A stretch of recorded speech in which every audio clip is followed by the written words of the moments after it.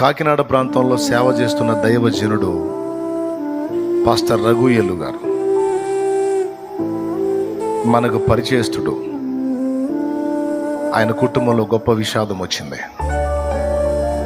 తన ఇద్దరు కుమారులు, ఒకనికి 20 ఏళ్ళు, ఒకనికి 18 ఏళ్ళు.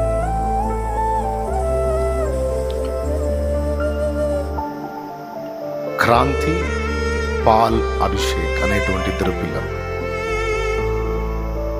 ఫ్రెండ్స్తో కలిసి గోదావరిలో స్నానం చేయడానికి వెళ్ళి ఇద్దరు కొట్టుకుపోయారు.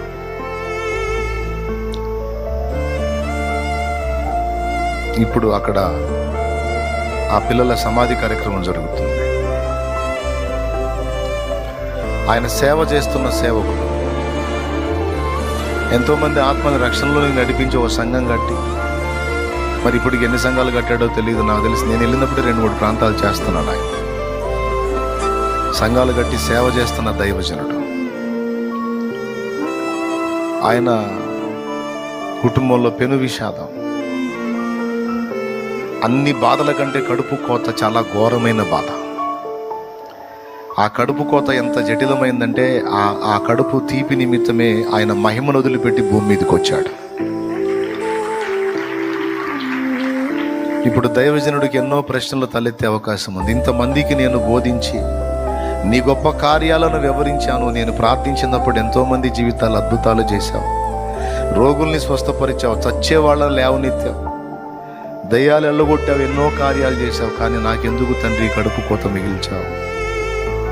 నా పిల్లల్ని ఎందుకు దేవా నువ్వు తీసుకున్నావు అని దైవజనుడి గుండెల్లో ఒక భయంకరమైన ఆవేదన, ఒక ప్రశ్న.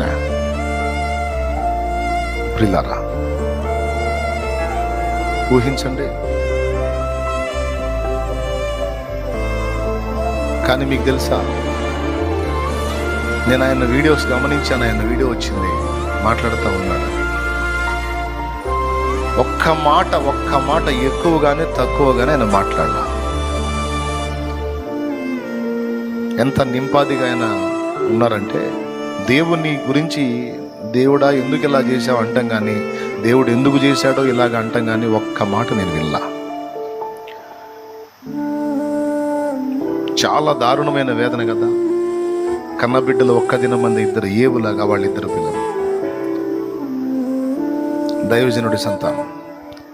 ఎన్ని ఆశలు పెట్టుకుని ఉండొచ్చు. వాళ్ళు దేవుని సేవ చేస్తారు, ఆత్మని రక్షిస్తారు, దేవుని పని చేస్తారు. 2 కొట్టుకుపోయారు. తన బిడ్డల్ని విగత జీవులుగా చూసి ఇంకెప్పటికీ కనబడని పిల్లల విషయంలో ఆ తండ్రికి ఎంత గుండె కోత.